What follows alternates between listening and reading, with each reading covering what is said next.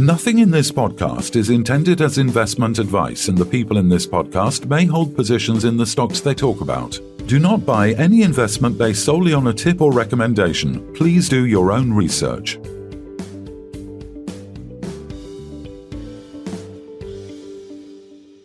Hello and welcome to the Sunday Roast. I'm Phil Carroll. And I'm Kevin Hornsby. It's Sunday the 8th of October. The sun is out, unseasonably warm for this time of year. We could well break the October records today. 27 degrees, I believe, is the previous record. So a late Indian summer over here, Kev, and much well received. Yeah, we're just having an Egyptian summer, which is, autumn. I think it's 27 or 28 degrees here today. So we're about the same. Happy days. Sunshine. Yeah. What a week.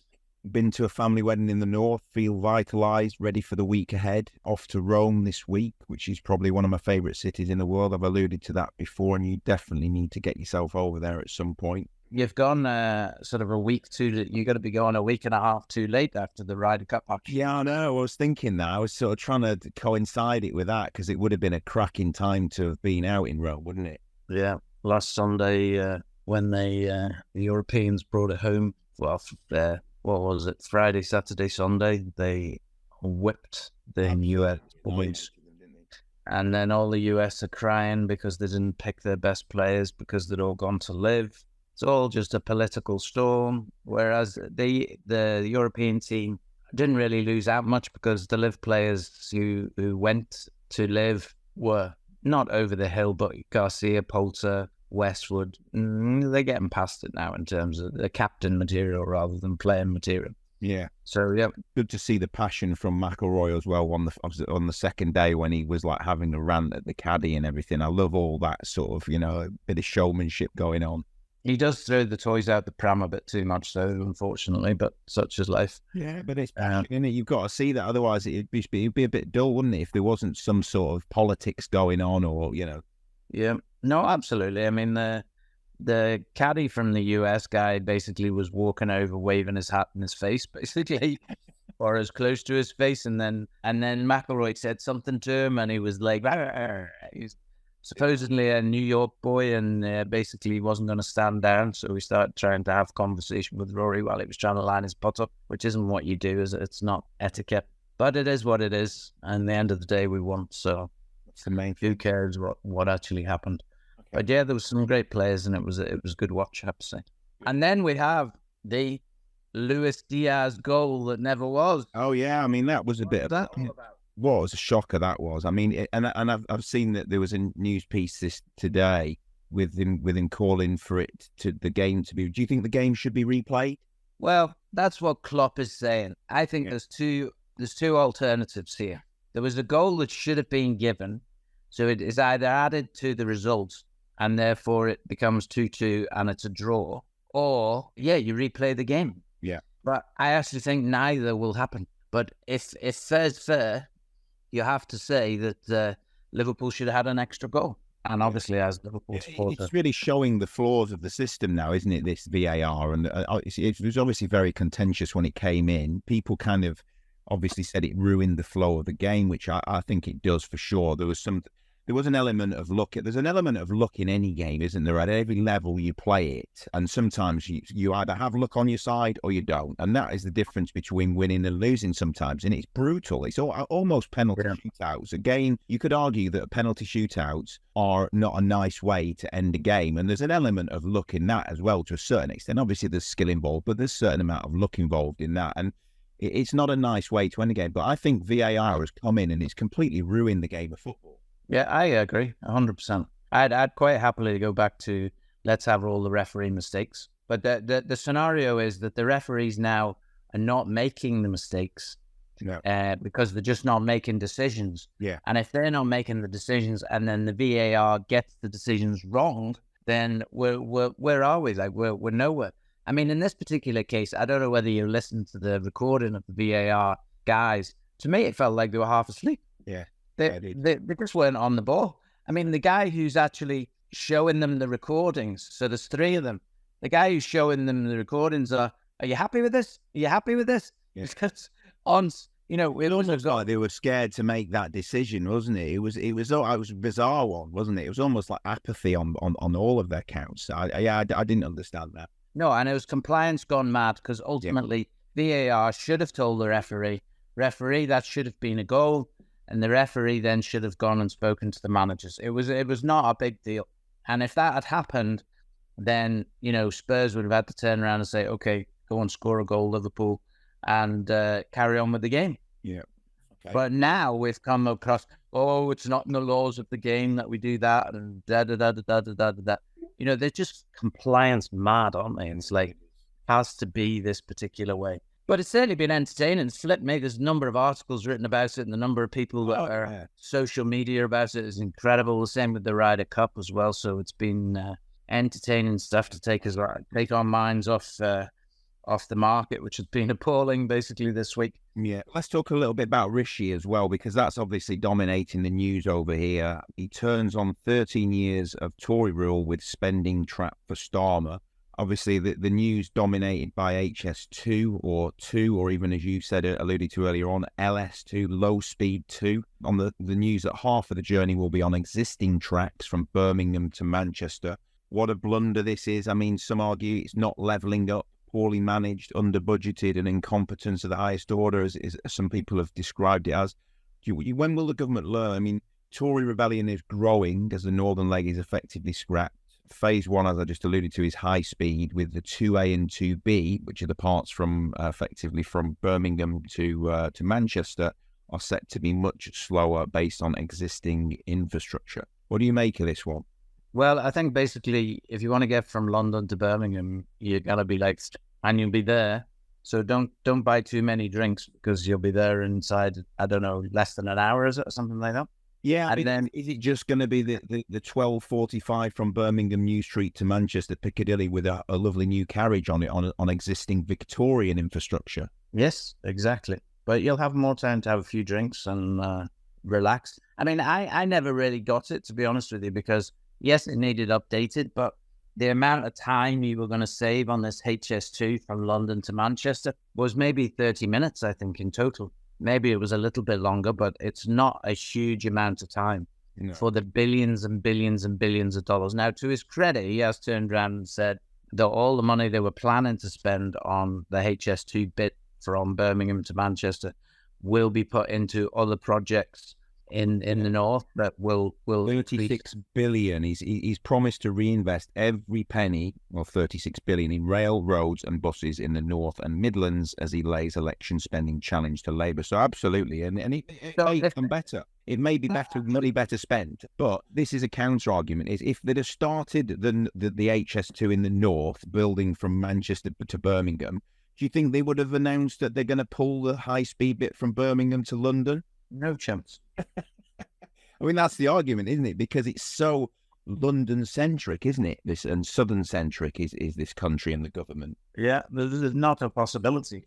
But there's also not a possibility that we would have started it in the north anyway. So, you know, let's be realistic. It's not going to happen. So what about those people? The people I guess I feel a bit aggrieved for and sorry for are the people in Cheshire, like these farmers who have had farms that have been disrupted, have lived in stress of, oh yeah, you know, we can't invest in this. We haven't grown our farm because we're living under the, you know, basically there's going to be a rail line that's going to be built through our farm. We've got to move. We've got to find. So basically they've not been investing. They've not been growing the business, and they've just been living under this dark cloud of HS2 for probably 7, 8, maybe even 10 years now.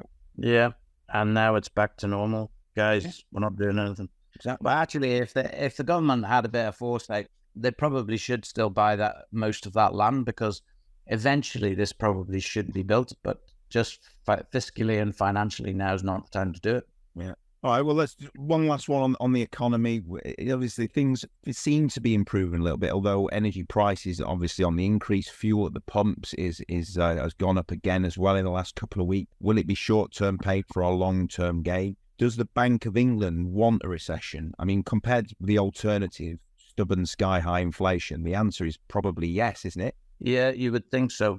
And the US is still rattling its saber, saying the interest rates are going to go up over there as well. US dollar has gone bananas.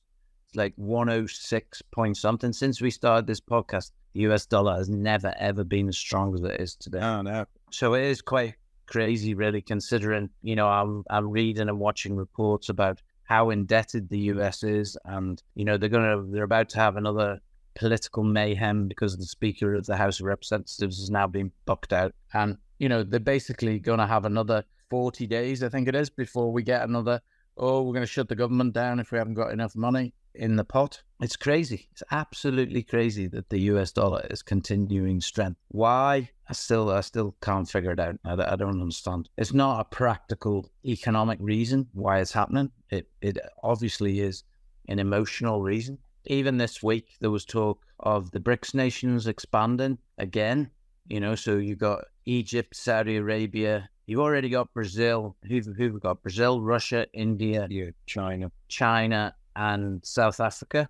They're the original BRICS nations. And now you're talking about Egypt, Saudi Arabia, and I think there was at least one other to join them. So this is going to be quite a block of people who are basically going to take on the dollar, I think, in no uncertain terms. That's what's going to happen. Yeah.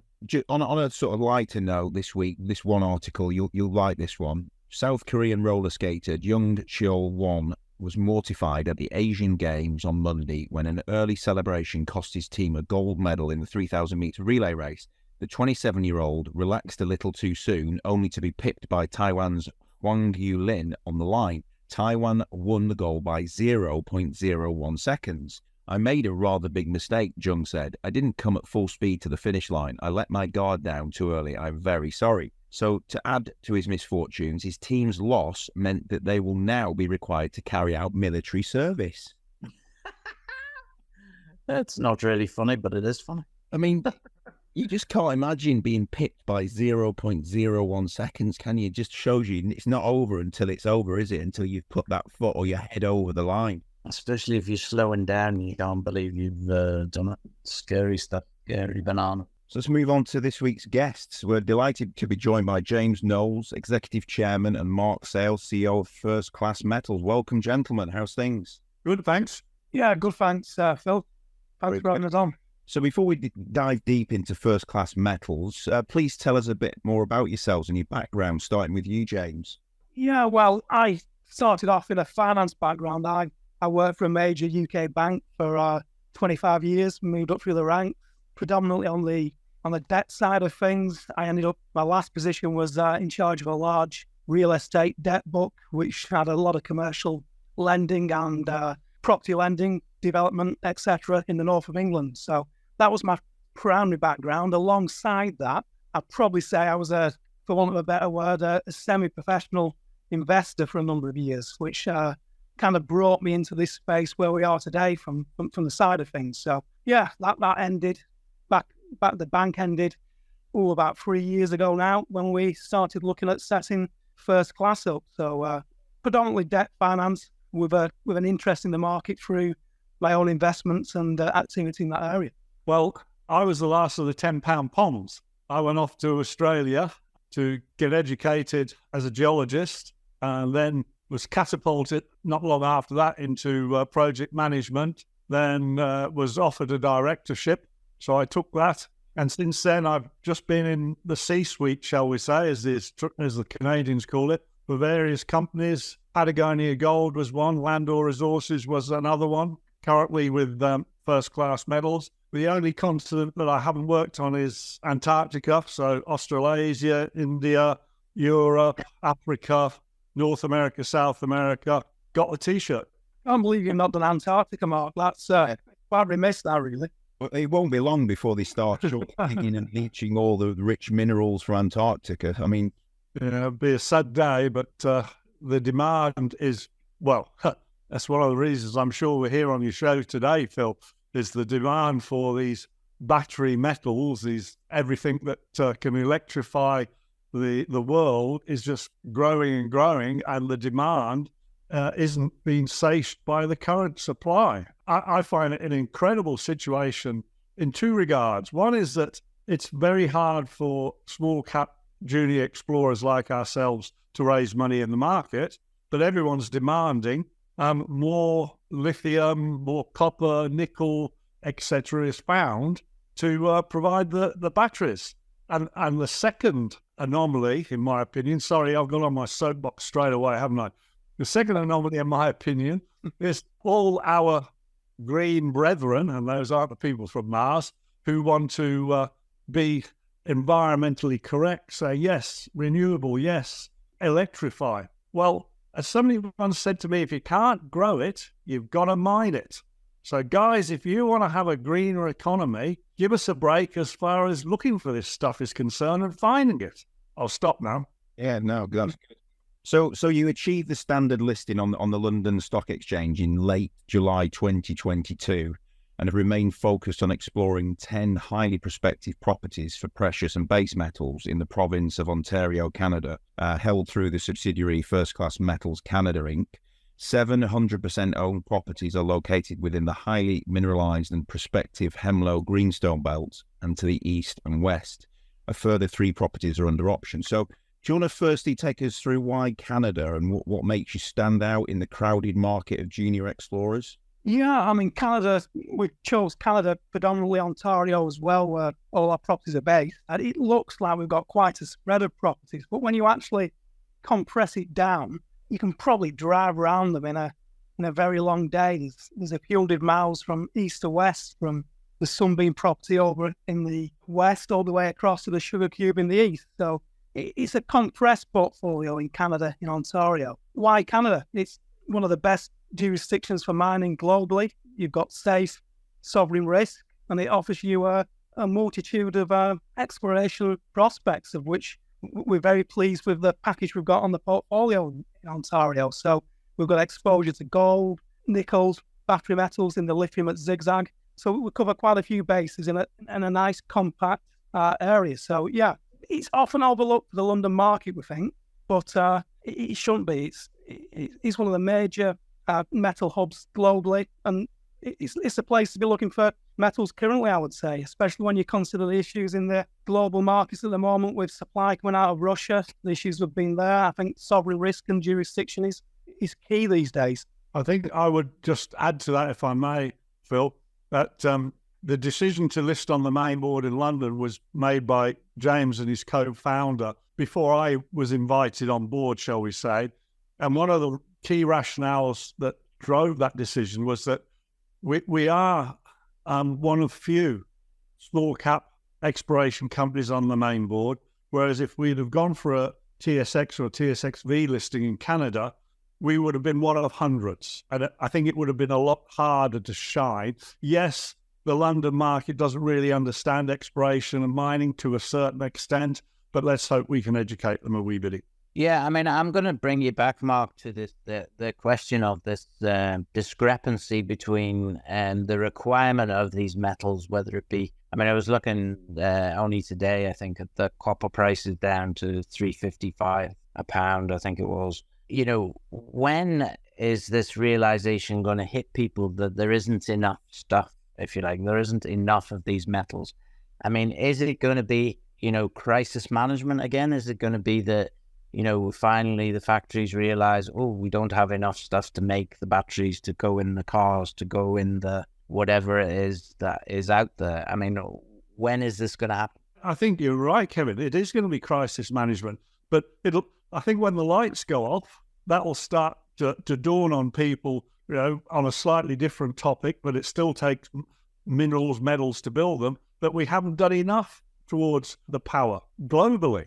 So that'll be one trigger point when lights go off. I was hearing the other day that, I don't know which one of the superstores it was, is going to start having marshals on their charging hubs because it's causing charge rage. So it's already started, if you like. I mean, again, another anomaly. Everyone's pushing electric cars, but nobody's really addressing the situation of how are we going to charge them all? And I don't mean that in a pure, is there enough lithium to make the batteries? I mean, where do you plug it in? I mean, I'm up here in the Highlands of Scotland. I think my nearest charger's probably in Inverness, 50 miles away. I'm sure somebody will correct me, but it's the idea of electric vehicles up here because of the lack of charges is really, it's a no-go. before I had an electric car, I would want to be able to drive easily 150 kilometres, which would take me to Inverness, my major city, and back, and a little pottering around. So I know I'm going slightly off topic there, Kevin, but it's all very well wanting to electrify the country, the world, but you've got to look at the infrastructure which supports that as well, whether that's the mining or the plugs on the wall. Yeah, good point, Mark. Back to Canada, back to the first question, Ontario. North America, I think there's 15 gigafactories planned to be built in the next 5 years. That's a hell of a lot of supply needed to actually feed those factories when they come online. And Ontario, the location of it, I think I saw a stat where within 48 hours road, you kind of hitting just about the entire population of North America nearly from that location. So it's a key place to be if you're developing a project that could be feeding this huge industry, which really is only in its complete infancy. Yeah, it is. And I mean, this is the question that we keep speaking about, I suppose, week in, week out, is, we saw Rishi Sunak say that we will roll it back 5 years for the cars there recently. But that's going to happen again and again and again and again, because there is just not enough material to furnish what is required. I mean, you say there's 3 gigafactories in Ontario or around there? There's something like 300 gigafactories planned for the whole of the world. There is not enough metal in production or likely to be in production in the next 10 to 15 years that will cover even a small percentage of this. So yeah. My feeling is that surely the manufacturers of these batteries, which is probably going to end up being the car manufacturers, are surely going to have to come visit you guys and knock on the door, because they're going to need security of the metals. Well, I think you're seeing that happening already, Kevin, in some instances. You hear reports of the Germans are very active in Canada. The Chinese now are moving and looking at taking positions in exploration companies. So, yes, you're absolutely right. They're not only safeguarding the supply, they're going back to the who's going to supply the supplier, if you like. Yeah, no, they cannot depend on the supplier supplying them. They have to go to the source.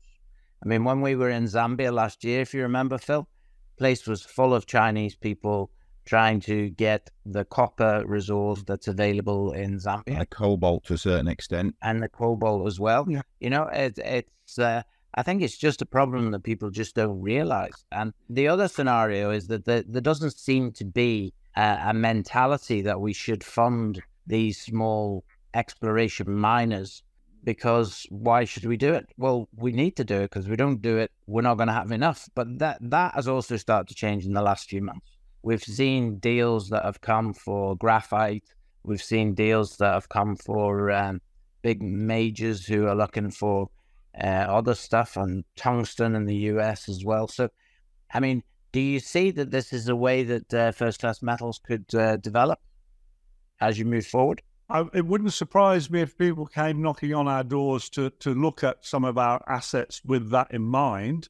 But I think the other thing that you're seeing also, Kevin, is countries are to an extent closing their borders. I mean, China's a big one. And Canada fell out with the Chinese because the Chinese were going to repatriate the metal. And countries are now saying, no, if it's produced in our country, we will produce the final article. I mean, you get this ludicrous situation. You're mining lithium oxide in Canada or wherever, and it's sent to China so you can buy the batteries back at hugely inflated prices if you can get them. So I think it's going to be more of a parochial attitude as well. Yeah, from a pure kind of ESG and carbon perspective, it certainly makes no sense shipping lithium and other metals across the globe for the supposed benefit of creating a green economy. Like Mark says, I can only see countries looking after their own supply and keeping it much further within their own borders going forward. So I don't think if you ever end up with a successful project in the like of Canada or North America, that's probably going to be feeding that market, and likewise other European countries and African countries and so forth. So yeah, it's interesting times. Yeah, I mean, from my perspective, I haven't done the analysis, but I've read a few articles that actually how much more efficient is an electric car in terms of its greenness, if you like, as opposed to a combustion engine car, if they both do 50,000 miles and, it costs X, Y, and Z for this to happen and X, Y, and Z for this to happen. I think nobody's really done this and allowed the world to realize that actually it's not that much more, it's not that green. I think they've done those sorts of studies on wind farms, haven't they? And I think unless they're going for like 30, 40 years, it's touch and go as to whether their green footprint is exceeded by the green power. What makes me laugh is when you see these like Teslas and they've got a diesel generator connected to them burning, generating electricity by burning diesel or whatever, something dirty. But so should we look at the four? I think there was the aim to advance 4 projects to drill ready status with the aim of drilling at least 1 property this season, and that was going by your investor deck that was, I think, uploaded of September this year. So do you want to just talk us through the future plans for the company? Certainly. That's still our aim, Phil, bring 4 properties to drill ready status, and we're moving rapidly towards that. The 4 properties, Sunbeam, which is gold, Zigzag, which is lithium, North Hemlo, which is gold, and Essa, which is probably gold, but could be some rare earths, polymetallics in it as well. 3 of those are very close. In fact, we could drill Sunbeam tomorrow. In fact, we've got crew out there at the moment doing some further channel sampling to hone in the actual drill location. And when I say drill ready, I mean there's a post in the ground saying this is where the drill hole's going, not arm waving saying it would be good to drill on there somewhere. With Zigzag, we completed a series of channel sampling. Maybe I should quickly explain in layman's terms. A channel sample is where you cut 2 parallel lines with a rock saw in the outcrop about 2 inches apart, and then you chip out between those 2 cuts, and that's your sample. So it's a sawn channel sample. And that is a very representative and accurate way to quantify what you've got in that area. So we've completed that at Sunbeam, we've completed that at Zigzag, and we've done a lot of similar channel samples in North Hemlo as well. So we're waiting for the results of all 3, if I'm honest. So once those are resulted, and once we get those assays, we will be in a position then to rank the 3 properties as to which one we might drill. There is also the question of permits from the Ontario government, which allows you to drill.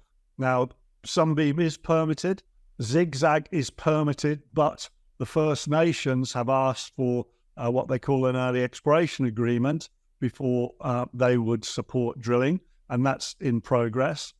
North Hemlo isn't permitted, but the permit is with the Ontario provincial government. So really, it's a case of which one comes first, and then you've got to throw in the climatic factor.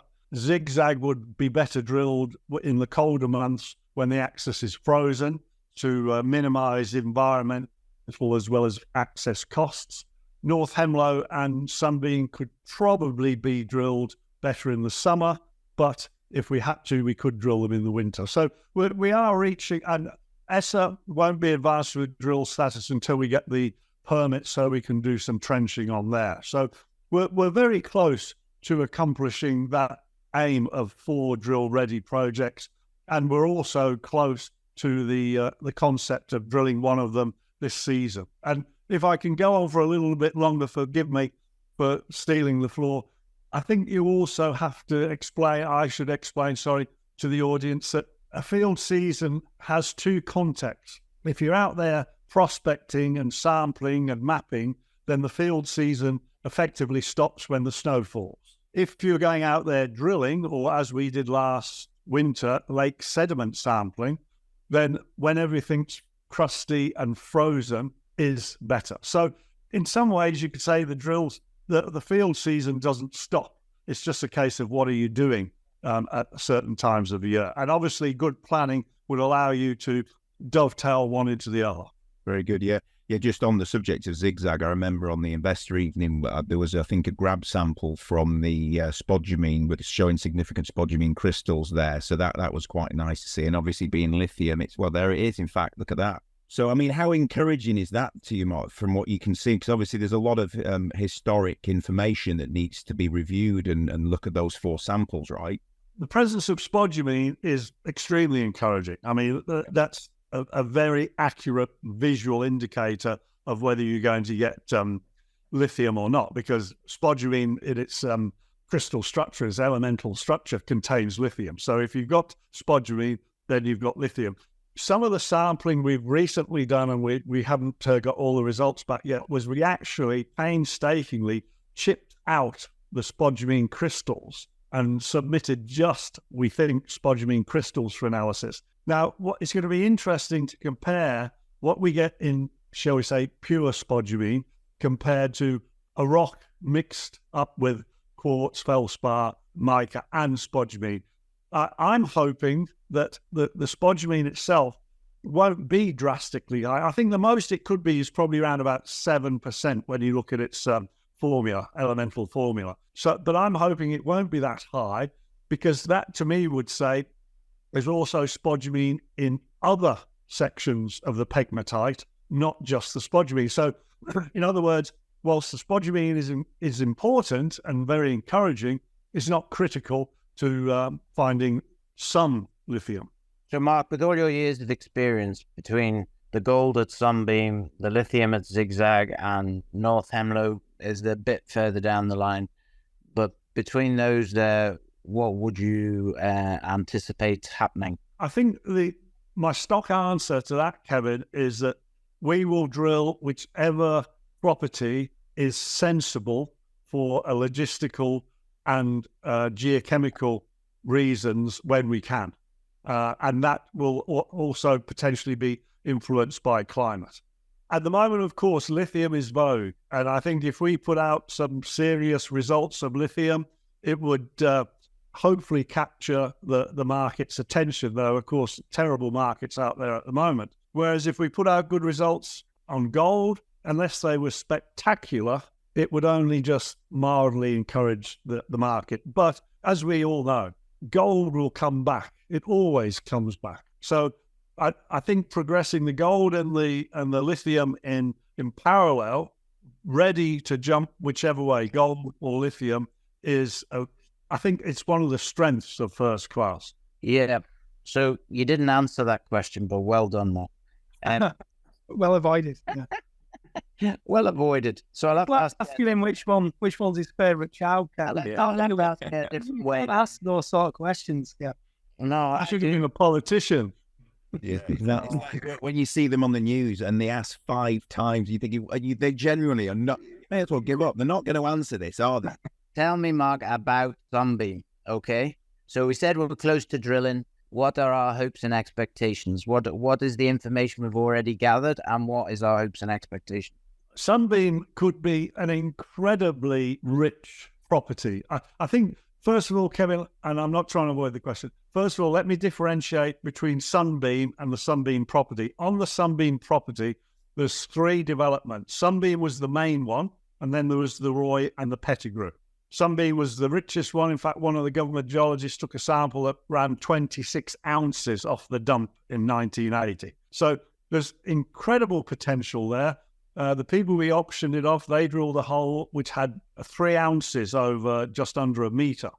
So historically, as well as in the 20s, it has produced potentially phenomenal grades. The hard part about Sunbeam is it's structurally controlled. And I'll try not to get too technical, but answer the question.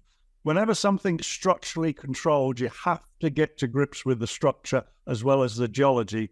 Otherwise, you could miss it. I mean, let me just try and give a demonstration. From memory, a drill core, depending on what size you use, but average, it's about 62 millimeters across. So you're talking less than 3 inches. Some of these veins are half a meter, but phenomenally rich. So you could drill within 10 centimeters of one of these things and get nothing. And then you move the drill rig over half a meter and you get a 3 ounce sample.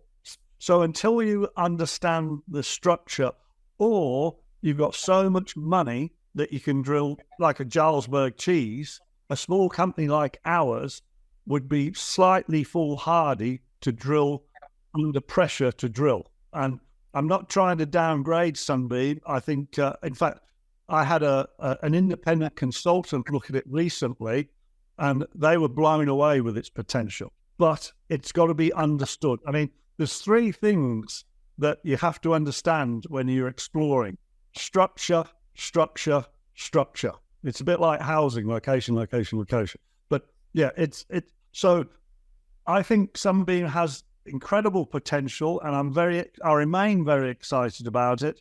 But until we understand, or I feel we understand, and I was out there recently, and I actually sort of kicked my heel into the ground and said to Bruce, who runs the consultancy company we're using, I said, Bruce, this is where I think we should put the first hole. And we spent the rest of the day walking around looking at everything until we both agreed that was sensible, logical, and supported by the information. So we're getting close, Kevin. But as I say, until we fully understand it, I don't want to be forced to drill it. And when we understand it, whoomp, I'm in there. That's one of my favorite cheeses, by the way. Anyway, that aside, so how is this gold system formed? Is it volcanic that's pushed the gold to where it is? Or how are you going to know the structure? What type of gold is this?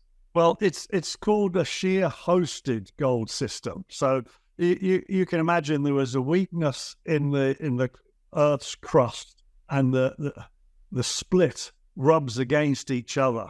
So it's creating lots of pinch and swell textures in the rocks, as they call it, and then it's mashed up a bit. And into that shear, you get hot fluids injected, hydrothermal fluids. And when there is a change in the environment, that's when those fluids precipitate out the metals. And that change could be pressure, i.e. they've come up through the crust. It could be chemical, i.e. they hit something in the rock that makes them react. Or it could be an open space, which quickly cools them. So again, the structure is what provides the host for the mineralization. And then the hydrothermal fluids bring the minerals into that. And depending on which one of those three criteria I've just mentioned, then they precipitate out. So if you can imagine that you've got this crack that gets bigger, wider, stops, starts, then part of the rock was harder, so it didn't crack as well, and then you inject water into it, it's a little bit hit and miss where that mineralization is going to precipitate. So until you understand more about the hosting structure, why the rocks have reacted the way they have, and in some instances that shear might have been long-lived. In other words, it wasn't one event. Over the millennium, it started and stopped, started and stopped. So, and of course, throw into that, there could be cross structures. One of the deposits I worked on, although you had this humdinger of a regional shear, it was only where that shear was cut by a shear at 90 degrees, which caused the opening for the fluids to precipitate, that you got the deposit. So in some ways, that regional shear was a bit of a red herring. That's not where you wanted to follow. You wanted to go along that shear and find out where it was sheared. So that's why I say structure, structure, structure. Very good. So in size terms, this Sunbeam scenario is how big? Well, there's three structures, as I said, and each one is 10 to 15 kilometers on our property. So you've got 30 kilometers of structure which has historic gold production. So it has, that's why I'm excited, because the potential is there. And I think what we need to do is demonstrate we understand it, do some drilling, and then I think people might come and knock on our door. So these areas have had gold mines in them before? There was a mine on the Sunbeam property called Sunbeam. Not sure what the production was because they didn't have to keep records in those days. It stopped in 1905. But the shaft was 400 feet deep. So it was a decent development. It wasn't just a pit somebody dug with a shovel and pickaxe. Yeah, I suppose that's my next question as well, is How deep do you think the system is? Is it from surface? Is it? Do we find it? Where do we find it? The good things about Archean shear-hosted gold deposits is they don't know when to stop. I mean, what will stop a mine in Archean shear-hosted gold deposits is logistics. I mean, like South Africa, what are they down? 1.5 miles. I think in parts of Red Lake in Canada, they're down 1.5 kilometers. So these things don't know when to stop. Okay, so there's gold, and does the gold get richer the deeper you go in a lot of cases? Not normally in the shear-hosted ones. Other styles like epithermal, yes, it can get richer with depth and then stop.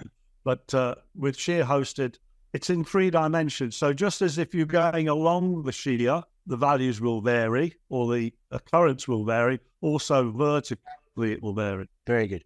Okay, so moving on to zigzag. Tell me a little bit more about zigzag. What size is it, and how did you come to find the lithium? Because until a few years ago, nobody was looking for lithium. Yes and no, to answer that your last statement first, Kevin, is that there's been a couple of drill holes drilled on zigzag, and they were in the 50s when people were looking for lithium. But they wouldn't have been looking for lithium for batteries in the 50s, obviously. They were looking for lithium for other uses. I think it's used as a flux in those days. I'm not sure. How did we come across it? Well, we optioned it off Newinsko, who were focusing on their rare earth deposit and weren't really doing any work on it. It's currently identified over 800 meters long and up to 20 meters wide. Now, this is a pegmatite, and pegmatite's another form of infilling of crustal structural weakness. But these tend to be a little bit more cohesive. In other words, being as they're a later event, that there hasn't been as much time for them to be faulted and sheared themselves. So they tend to be more like a whaleback outcrop as opposed to itty-bitty. So at the moment, we've historically, it was identified over 800 meters, but I say that was back in the 50s, and not a lot of work has been done since. So there's been a lot of regrowth of the forest and of moss. I mean, we were walking along with our pickaxes and just hitting lumps of moss, and every now and again a lump of moss would go ding, ding, ding, and you'd dig down a few inches and there would be solid rock. So we've got to go back and systematically expose that and sample it so we can quantify what we've got. But yes, at the moment, 800 meters by 20 meters is what we're aiming for.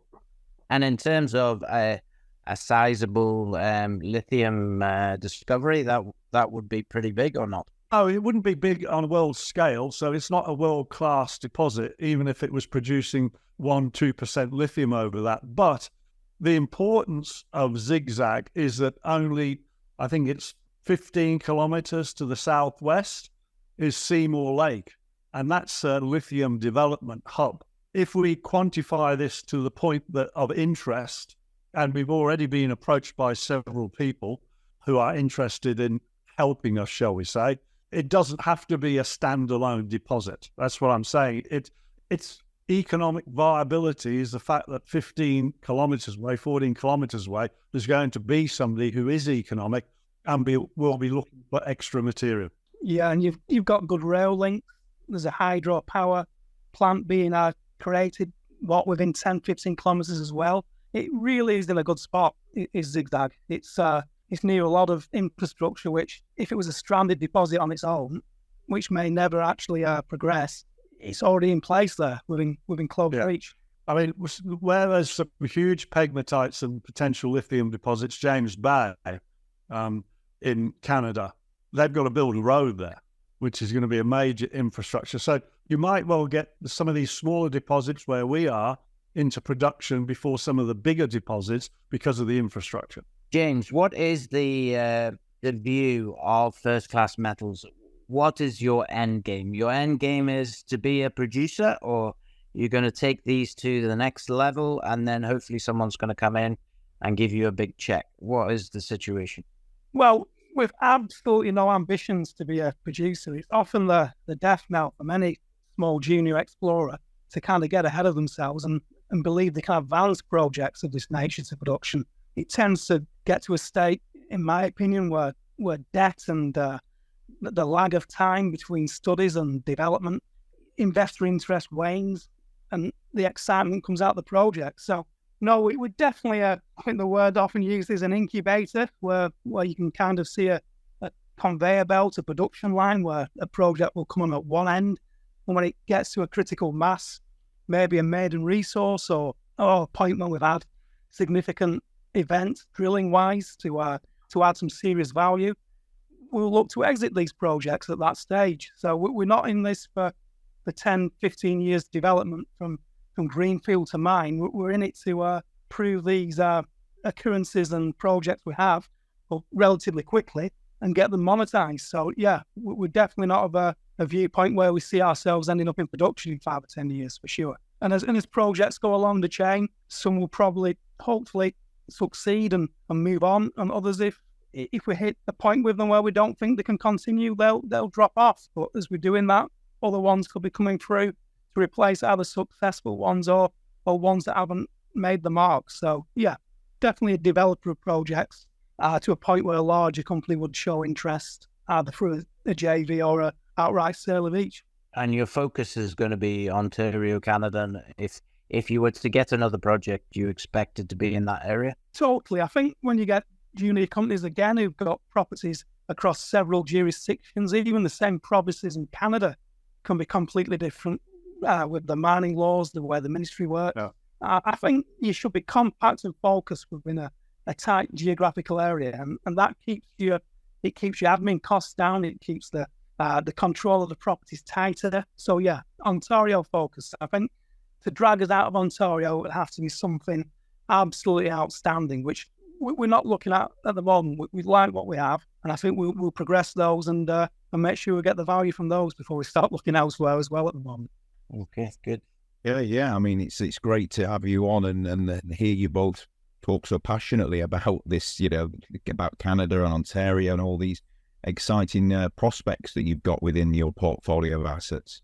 Yeah, I think we've been overlooked in Canada, particularly Ontario, from UK investors. They tend to gravitate to Australia because of the big discoveries that have happened in our kind of last 10, 20 years investment lifetime, which the likes of Greatland Gold and Javier on. I think they've polarised UK investors' investor interest into these Australian projects when, I mean, in Canada, within 20 kilometres of two of our projects, you've got the Williams Hemlo gold mine, which is a 30 million ounce, by the time it's exhausted, deposit. So, I mean, you're talking a major world-class, one of the most iconic gold mines of the kind of modern times on our doorstep, which UK investors probably don't quite grasp. We're in this area where there is these elephant-sized deposits, which have been producing huge amounts of material and metals for many years, just purely because there's not been much exposure to Canadian companies. They've tended to list in Canada, remain in Canada, and that the UK market's not overly interested in them. So that's where we see a bit of education coming in from ourselves and running events like we did the other month in London to try to get that message out there. Yeah, indeed. Well, we look forward to welcoming you on again in the future, and obviously look forward to you updating the market in due course. Before you go, gents, obviously being the Sunday Roast themed podcast, we can't let you go without asking you individually what is the ultimate Sunday roast? Starting with you, James. It's got to be roast beef, hasn't it? The old favourite with all the trimmings, Yorkshire pudding, a bit of everything. Yeah, absolutely.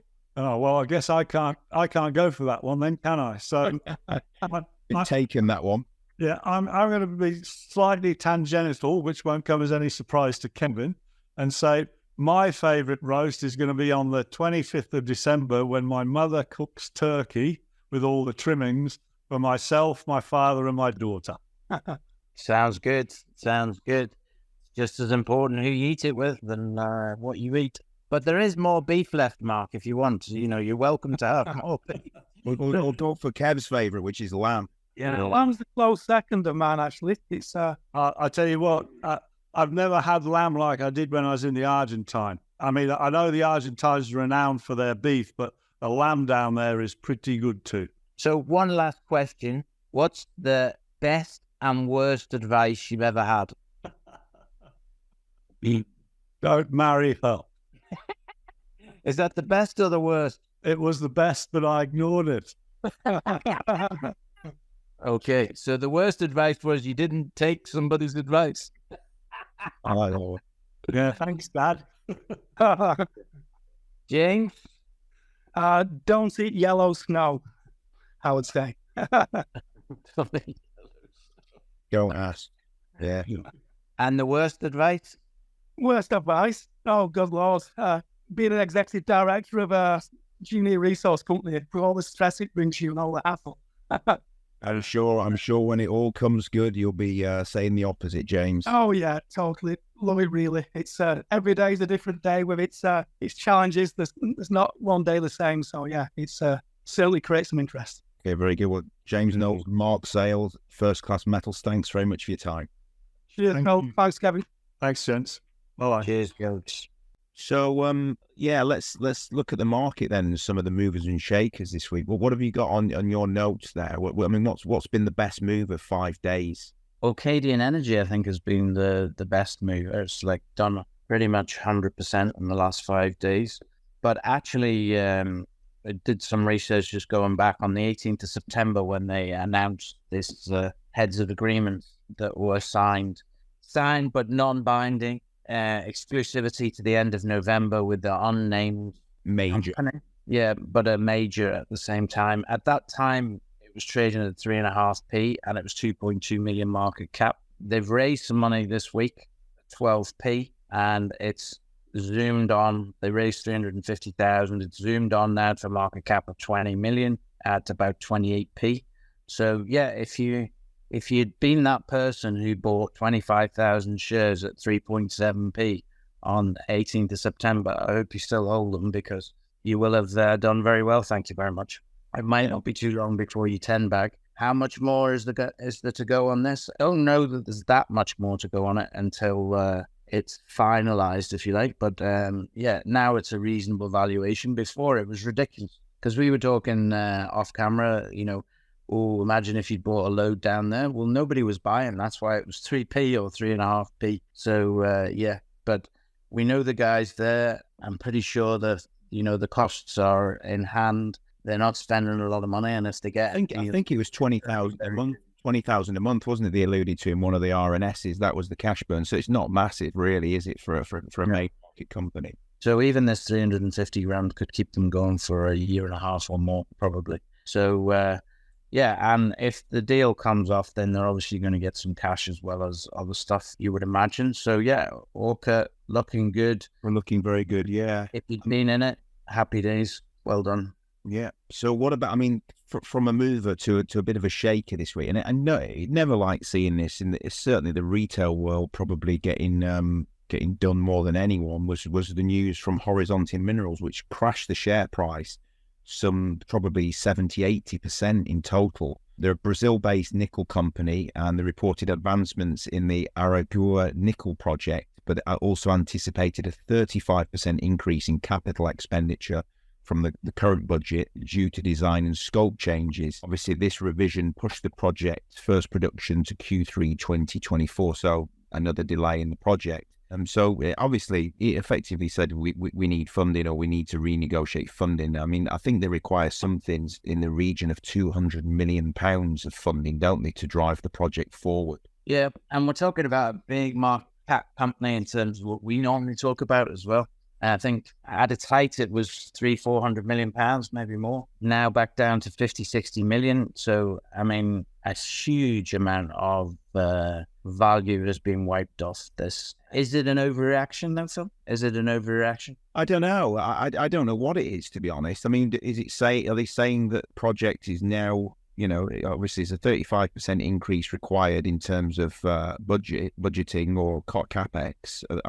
How are they going to get that financing in place for that? I don't know. I think there's just too much uncertainty, because a couple of weeks ago that the CEO was, everything looked fine from the previous RNSs. There was no indication that there was this problem going forward. So it's that corridor of uncertainty, the football analogy. Yeah, so, you're talking about a company that on the Friday prior to the announcement was trading around the 120-130 pence a share mark, which would have probably put the market cap somewhere in the region of 350 to 400 million pounds. On the the Monday afternoon, or when it closed, the end of trading session, it was trading somewhere around 14, 15 pence. So market cap would have been probably around the £50 million mark, or 45 million. So it's had a good 350 million wiped off its market cap at the lowest point. And it's hard to see a company that's got a market cap currently of around the 60 million mark getting financing in place for 200 million. Seems a difficult one. And it's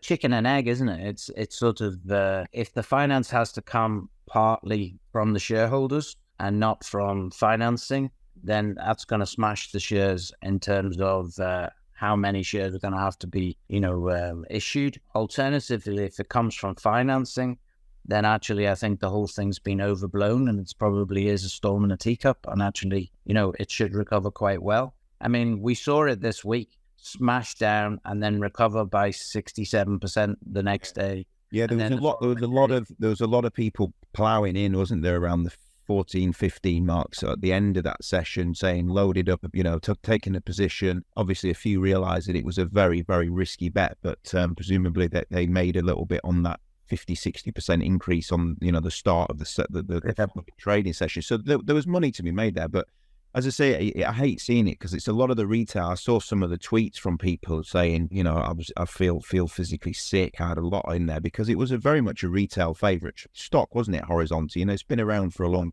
time, and they've got big assets. Yeah, not nice to see. And I think that it does take quite a lot of liquidity out of the market when you see events like that where people get margin calls or they get toasted. They end up having to sell the profitable ones maybe, and that has a negative impact on some of the other stocks you see. Because Tuesday and Wednesday were horrific on the markets, weren't they, this week? Yeah, was not good at all. And then we have not similar situation, but Helium 1 down significantly this week. Yeah, unfortunately, there was an announcement, wasn't there, in the Thursday morning, sort of mid-morning. Obviously, the Tanzania-based helium exploration company, they've been currently drilling at the Tai 3 well, and they revealed around, it's like 10:15 in the evening on the 4th of October that their Predator 220 drilling rig had experienced a component failure. And then obviously what they've had to do is they've had to suspend the drilling operations for an interim period whilst waiting for this mechanical part to come in from outside Tanzania for reparation work. Before that incident, Lorna Blaze was on Twitter. She said drilling was progressing as scheduled with no identified problems. They'd also started the 8.5 inch hole section at the lake bed formation, which I think was a top after a successful placement and cementing on the 13 and 3/8 core casing. So I think it was actually progressing, pretty well, and it would have potentially yielded results. But obviously, until we get that part on site, then ultimately they can't continue the operations there. So what did it drop it on Thursday? I think it was down about 20%, something like that, 25%, or 20% at the end of the session on Thursday. Yeah, I don't know the exact figures, but looking at it now, we are in a situation where it's around the 4s, and it was obviously significantly higher than that. I mean, at the start of the year, we had it at 5.5. It was one of the positive ones. But again, this is mining, this is drilling, so that happens and they have to report it to the market. So, yeah. But all in all, the market was pretty dire the whole week, really, I think. So, let's hope we're going to have better times ahead and see what happens. Yeah. So the other one that came on the radar this week was, I don't know if you saw the news, but on Thursday, Metro Bank actually put out an announcement that was response to press speculation. There was obviously some articles going around in the press regarding a potential capital raise, which was following Metrobank's update on capital planning, or I think it was on the 12th of September. And they are continuing to consider how best to enhance the resources, with particular regard to 350 million senior non-preferred notes, which are due in October 2025. So obviously they need to cover that. So basically, I think what they're saying there is that they there's no decision been made on whether to proceed with any of the options that they've been evaluating for funding, equity issuance, debt issuance, or refinancing. So it obviously knocked the stock. It was trading 25% down at the end of the Thursday session. So not looking great for Metro Bank at the moment, the challenger bank. Yeah, there's challenges all over the place, isn't it? We had a few other raises this week as well. We had a raise with Eastar Resources in Kazakhstan. They raised £540,000 for ongoing operations for the VMS copper. I forget the name of it. It's Regali or something like this, which looked like it's very, good in terms of its potential to actually go straight into to mining once they actually get a JORC report on it or a JORC resource sorted out on it. I think, again, it's about finance, isn't it? The reality is if this was an extremely well-financed company, then it wouldn't be where it is today at 1.5p. They've raised at 1.5p with warrants at 3p. There's no chance this company would be where it is if it had lots of finance. So everybody thinks, don't have the finance, let's get rid of it, let's get rid of it, let's get rid of it. So it's interesting, really. We often complain about companies raising, but when a company raises, it normally protects its share price, even if it does dip slightly below the raise price and then move up. So, you've got companies that have got money. Are they the ones that are going to be the winners over the next sort of year to 2 years? My view is, I think probably yes. You've got African Pioneer who raised, you've got Galileo who's got money, you've got, who else? We've got Eastar who've just raised, Mila have just raised, and they raised quite a lot of money, I think, and did quite a lot of dilution. But at the same time now they're moving towards the lithium as well as the gold. So there are lots of things going on, but those companies that have some cash and have the ability to continue the work that they're doing, I think are going to be the winners. Yeah, I think you're right. I think that there's things like Horizonte will make investors look to companies that are either revenue generative or close to revenue generative, or potentially have assets that could be disposed of for a significant an increase in the valuation of the company. Do you know what I mean? Like working with maybe a joint venture partner, have interest, or in an area that's been proven to be, the M&A, that sort of thing. So definitely that. The other one that interestingly, there was another, it seemed to be the week of raises, didn't it, this week? There was Oracle Power. Do you remember ORCP? They did a raise for something like 350,000 at quite a significant discount. It was like issuance of 1 billion shares at 0.035 pence, and they were trading around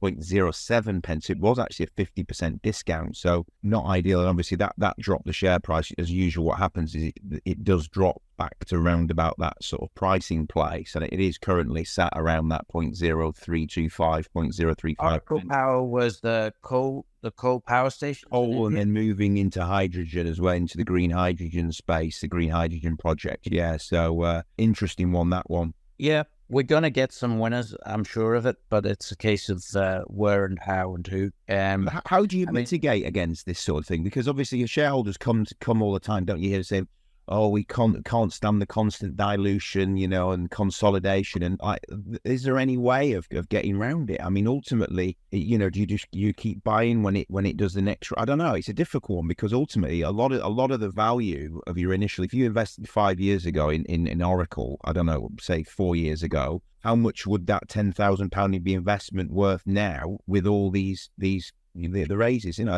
not just using this I'm using this as an example. There are other companies that have vast resources. Another one that seems to do many raises. But how diluted do these shareholders become, and how do you mitigate against this? Yeah, I think it's almost impossible, to be honest, especially in the realm of shares that are in the resource basis anyway, because I think what I've learned over the last number of years is that a resource company does go through a process. And that process cannot really be shortcut to bring value. But at the same time, the market isn't showing those values correctly at the minute. It's sort of broken, if you like, because they're getting to a point of, like a PFS, there's a good example, pre-feasibility study. Sovereign Metals did a pre-feasibility study. Nothing happened. Share price didn't go up, didn't go down, just stayed where it was. Why? They've just gone to a much greater point in the whole cycle of how this is going to be managed. They had a deal with a major as well. So it's like, how? And I'm just using that as an example, that they've gone through these phases and the market isn't valuing it yet. A year and a half ago, it was valuing it two and a half times what it's valued today. And maybe only for a short period of time, but that's basically what happened. So yeah, what can we do? Well, I think we've got to diversify, haven't we? You got to have you're not got to put all your eggs in the one basket. Yeah, I think you've got to have a number of them, and you just say hope that you get one or two that do that 10x, because ultimately it'll cancel out. But it does scare me when I talk to investors at retail who are like, I've got everything in one stock, and I'm like, it's living dangerously, isn't it? That. Yeah, well, ultimately that's not investing. That's gambling. That's wishful thinking, isn't it? Yeah. I mean, the scenario is that we should have diversified portfolios. You can argue that 5 or 6 stocks is diversified, but you can also argue 15 or 20 is diversified. I think after that, you're just playing a game. Yeah. After more than 15 or 20 stocks, then ultimately you're playing a game. 15 or 20 stocks in your portfolio, you've probably got to write off at least 50% of them will never really amount to anything. Do you know what I mean? Or maybe even more than that in reality. If they're in the small cap space, there's a chance that will happen, yes. Yeah. But also think about this. If the 10, let's say you had 20 and 10, you're not necessarily writing them off, but effectively their values are going to be drastically diminished. Then the other 10, if they double, you're going to still be up. Yeah. If you get 1 or 2 that do 3 times, 4 times, 5 times, then you're going to be significantly up. I think this is what we have to understand is that, it would be really nice if you had £50,000 and you got 10x and you had $500,000. But that's not the way it works, because if you had that you had that 50 grand and you put it in the one that didn't work out, then you could just as easily have 5 grand or 10 grand. Yeah. And this is the problem that we all face, and we've all been probably in that situation, regardless of the amount of money that you're talking about, whether it's 50 grand or £500, it doesn't make any difference. You're still losing a percentage of your money. So diversify, understand the projects, understand that a mining company goes through processes, but also understand that right now, many of these mining companies are significantly undervalued by the market based on the positions that they're in. Of this, I have no doubt. Because you look at Horizontal, it was worth 350, 400 million pounds. Some of the stocks we're talking about are worth £3 to £5 million. And yes, they're not as big a project, but the chances of them becoming worth 20 million, 30 million, 40 million, just like Oracle's gone from 2 million to 20 million, is actually probably much more likely than something going from 50 million to 350 million. Yeah, indeed. Okay, so the other one that I want to talk about was Ben's Creek. We interviewed Adam there on Monday. It was after the results had come out for the 6 months, and then they had another announcement, I think, on Wednesday. So how do you think that one's shaping up? Yeah, I mean, it's looking good, isn't it? I mean, obviously, we talked to him Monday. He was on his way up to the mine site with the acting CFO, so that was good. Obviously, he was I think he was actually in a car on the way up to the mine site, starting the week. But they reported a significant increase in coal production. I think it was for the first 6 months, ending the 30th of September. So it was obviously up until the end of last month.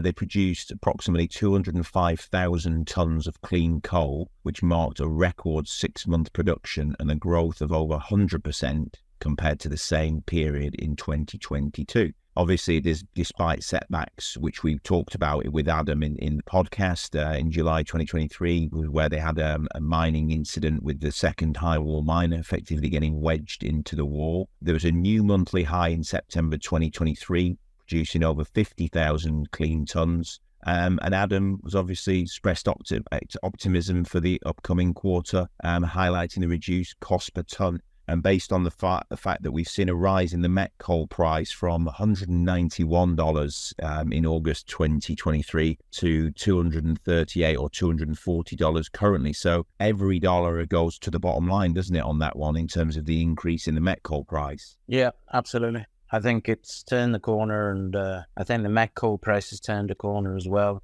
There was some figures out of Australia as well with the futures and things for the met coal were looking very attractive for the end of the year, which would put the met coal in the US slightly higher than it is now, like more like the 250, 60, 70s range, whereas it's $240 now. But we know they're profitable at $240 from what Adam has said. And as production increases, then you're going to get some economies of scale, as well as in the cost per ton production is going to go down. So all of those things are working in its favor. And you've got the dollar working in the favor as well, transferring it back to the UK pound just at the minute. So I think it's turning a corner, and it's worth more than the market's telling us it's worth as well. That's the way it looks to me. Okay, well, I think we've put the world to rights there, and we've gone on a bit. So anything else you want to add for next week? No, not really. Started my get fit regime this week. So I'm a fat git and I need to lose some weight. So been to the gym twice. Fell asleep after I came back from the gym the first time. So you had effectively a body shock.